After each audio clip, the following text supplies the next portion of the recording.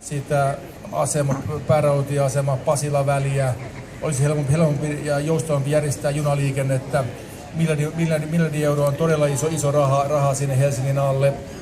Palataan siihen kohtaan. On nämä Tampereen ja Turun ratikkahankkeet ja monia muita hankkeita. Mihin pitäisi investoida, jos kuitenkin pääpaino on tässä nykyisen infran kunnossapidossa? Onko meillä varaa tehdä mitään uutta enää tämän kehäradan jälkeen? Ottaako Ari vaikka ensin kommentin, kun sä oot sen päättäjän paikalla olet? Joo, Pisara on tunteita nostattava juttu.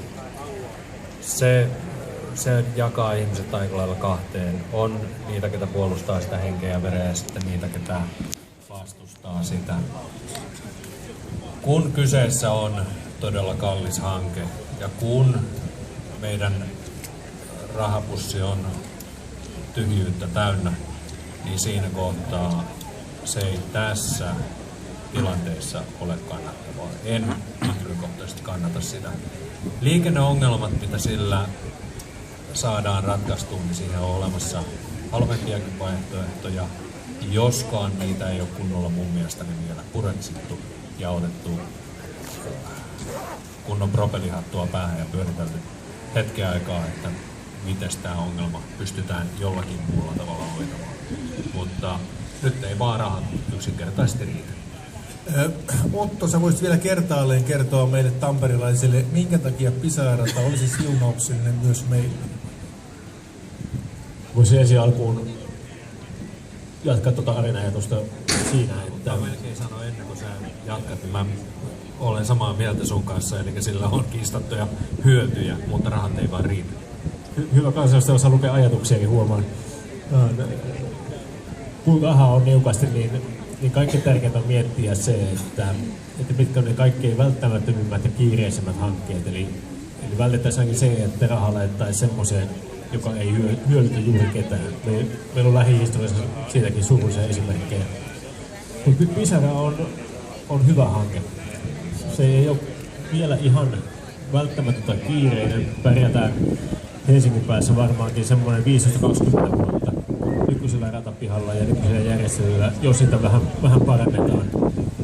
Mutta silloin, jos meillä Etelä-Suomessa väestö kasvaa niin kuin se tällä hetkellä tekee ja liikkuminen kasvaa samalla tavalla kuin se tällä hetkellä näyttäisi kasvavan ja kun kilpailu myös raiteilla lisääntyy ja tulee uusia yhtiöitä ja jonakin vuonna 2-3 eri firmaa haluaisi ajaa se kello 16 silloin Tampereelta Helsinkiin ja toisen vastakkaisen suuntaan, niin jollakin aikavälillä tarvitaan lisää tilaa Helsingin asemalle, tarvitaan lisää laituripaikkoja.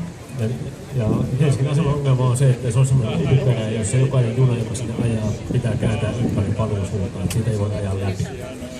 Ja tämmöisen umpiperään ei ole muuta ratkaisua, kun avattaisiin jollakin tavalla ja kun tilaa ei maan päällä ole, niin sitten pitäisi tehdä tämmöisen tunneliradan avulla.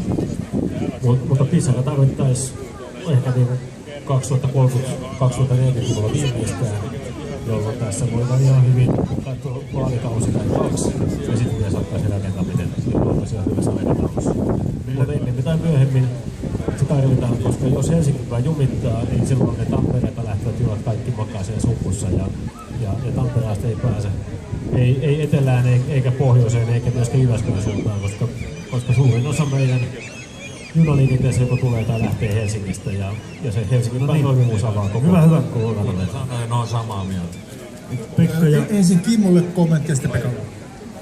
Joo, toisin kuin Otto Lehtipuu sanoi, niin Pisara-rata ei ole hyvä hanke. Siinä mielessä on ehkä siunauksellista, että valtiolta on rahat loppu, niin sitä huonoa hanketta ei nyt sitten meidän veronmaksajien varoilla toteuteta.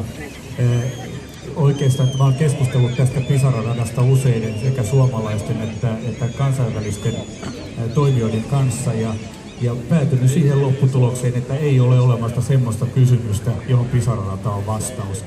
Se, että se jollain lailla vaikuttaisi koko valtakunnan junaliikenteen sujuvuuteen, niin se on aika kaukaa haettu eikä näiden asiantuntijoiden mukaan, jonka kanssa on keskustelu, niin pidä paikkansa. No se Pisara-radasta, mutta se mikä on tärkeää, niin että tämä infra pidetään muuten hyvässä kunnossa ja ja tämmöisten jättihankkeiden sijaan niin olisi tärkeää, että nykyisen rataverkon välityskyvystä pidettäisiin huolta. Ne on hyvin arkipäiväisiä pieniä hankkeita usein, mutta hyvin tehokkaita. Ja hyvänä esimerkkinä tämmöisestä välityskyvyn kasvattamisesta on esimerkiksi Riihimäelle rakennettava kolmioraide, joka on niin kuin murto-osa näistä suurista hankkeista, mutta parantaa koko rataverkon välityskykyä merkittävästi. Tämän tyyppisiä hankkeita tässä maassa tarvitaan ja parempaa rahankäytön hallintaa tietysti julkiselta sektorilta ja kohdentamista oikeisiin kohteisiin. Pekka ja sitten Otto. Joo, mä oon Arilta tämän aamun aikana oppinut hienoa poliittista ajattelutapaa. Totean, että herrat on molemmat oikeassa, vaikka ihan täysin päinvastaista mieltä keskenään. Siis Pisara-ratahan on miljardin hanke. Tällä hetkellä se tarkoittaisi puoli miljardia euroa per kappale. Sinne tulisi 2 uutta asemaa todellisuudessa Helsinki, Töölö ja Hakaniemi. Se ongelma, jota tässä nyt ei mainittu, niin Pisara vapauttaisi kapasiteettia Helsingin ratapihalta, jolloin asiakas hyötyisi siten, että olisi parhaassa tapauksessa lyhyempi kävelymatka asemarakennuksesta siihen laiturille. Mutta se ongelma on Pasilan ja Riihimäen välissä. Pasilan kohdalla ja sen jälkeen Pasila-Riihimäki-väli. Ennen kuin tämä iso ratainvestointi on tehty, niin valitettavasti vaikka Pisara tulisi, vaikka ne Helsingin ratapihatyöt tehtäisiin, yhtään enempää junia kuin nykyisin ei Tampereelta pysytä Helsinkiin ajamaan. Tämä Pisara-hanke, ennen kuin se ratainfra Riihimäellä ja Pasilassa on kunnossa, hyödyttää ainoastaan pääkaupunkiseutulaisia ja ainoastaan sitten tulee 1 asema Töölöön, 1 Hakaniemeen, puoli miljardia euroa kappale. Näiden ratahankkeiden yhtenä ongelmana on se, että on hyvin pitkäkestoisia, siis sekä suunnittelu ja rakentaminen kestää pitkään, mutta myös ne hyödyt tulee usein vasta pidemmässä juoksussa. Ja niin mä pitäisin katsoa mieluummin 10-20 vuoden päähän kuin ihan vain ensi vuoteen. Jos katsotaan laajemmin sitä, että minkä vaiheessa Suomi menestyy ja kehittyy, niin tarvitaan teollisuudelle hyvät olosuhteet toimia ja sitten tarvitaan kaupunkien kasvulle ja kehitykselle hyvät olosuhteet. Ja molempia tarvitaan fiksusti suunnattuja raideinvestointeja.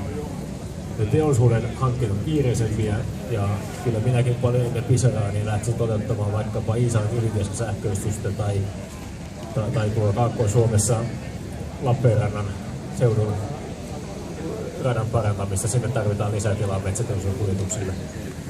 Mutta sitten jollakin aikavälillä tarvitaan tosiaan, niin ehkä täällä Tampereella, mutta esimerkiksi tuolla pääkaupunkiseudulla lisää raiteita ja silloin se Pisara on ihan hyvä hanke, niin kuin sanoin, joskus 20-30 vuoden aikajänteen.